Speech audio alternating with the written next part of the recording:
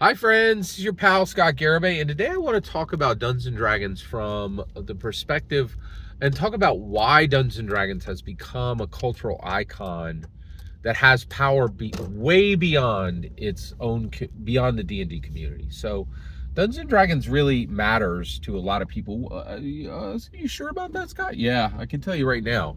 A good example is the Hellfire Club, right? I see the Hellfire Club T-shirt all over, and I've said, "Oh man, that was a great part of I love Dungeons and Dragons too." And they're like, "Oh, it's a Stranger Things shirt," like so. It really has gone way beyond. And today, what I want to talk about is the important is one. I want to explain the reason Dungeons and Dragons has moved beyond. The reason Dungeons and Dragons has moved beyond um, moved into a space where it is a cultural icon is um, because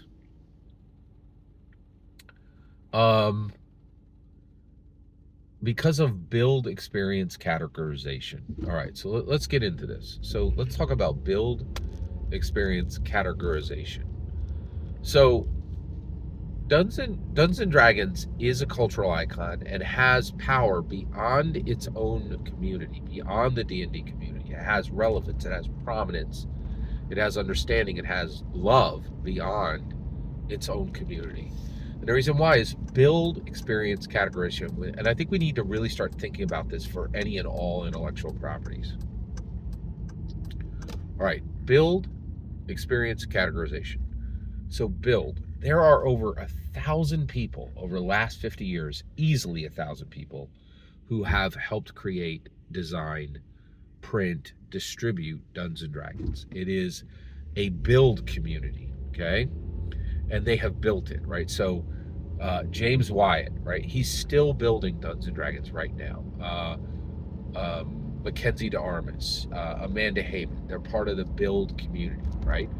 Jeremy Crawford and Christopher Perkins, they are not part of the build community. They are no longer part of the build community. They will never build anything for D&D again, almost certainly, right?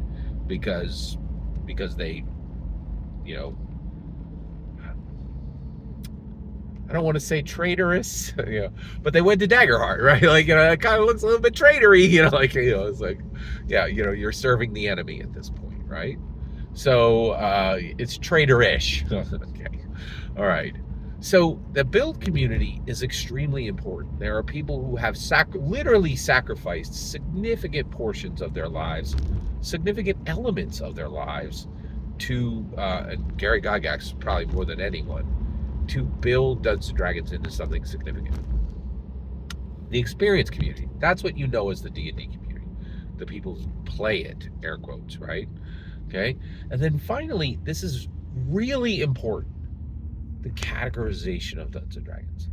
The book Art and Arcana, right? The 575-page history book that goes over just 8 years of Dungeons and Dragons history, right? The 100 plus dissertations that have been written on Dungeons and Dragons. The history, the books that have been written on Dungeons and Dragons histories, right? Even include, it's not a good one, but like Ben Riggs technically did a history book for Dungeons and Dragons, right?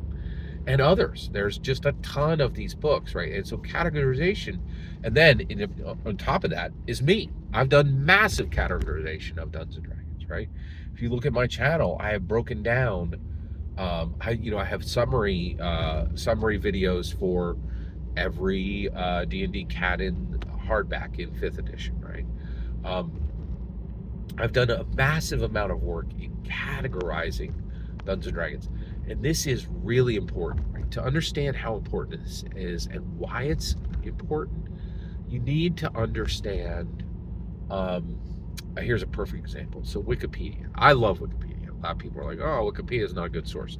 Seal your flapping maw. Wikipedia is like the modern Library of Alexandria. It's extremely effective, right? It's I actually believe Wikipedia is not only accurate, it's probabilistically the most accurate information you're going to get, right? Because it's literally peer reviewed, right? Not pretend peer-reviewed like you'll get many journals today.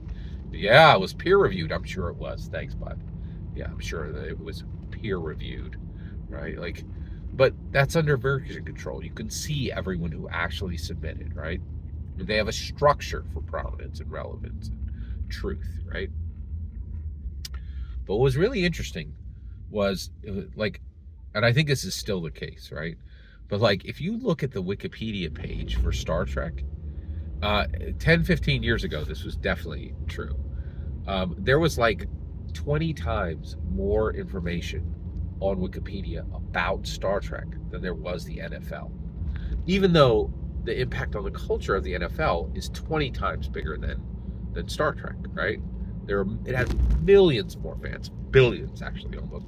Probably has a billion more fans than, the NFL has a billion more fans than Star Trek, right? But the categorization of Star Trek was far better on Wikipedia. And the reason why is the people who care about it are capable of categorization, whereas the people who care about NFL are not capable of categorization, except in the most rudimentary of ways, right? Whereas the people who are interested in Star Trek are capable of master levels of categorization. This is why Dungeons and Dragons is a cultural icon and is far more than a game, right? Because it has a robust build community, a robust and powerful build community, a robust and powerful experience community, a robust and powerful categorization community. And if Daggerheart is going to actually compete with it, it's going to need to build all three of those as well. Every single word you just heard is my humble opinion. The important part is when I get to hear your humble opinion. When you get in the comments and send your traffic. Please consider like, subscribing, and have a fetch millennium.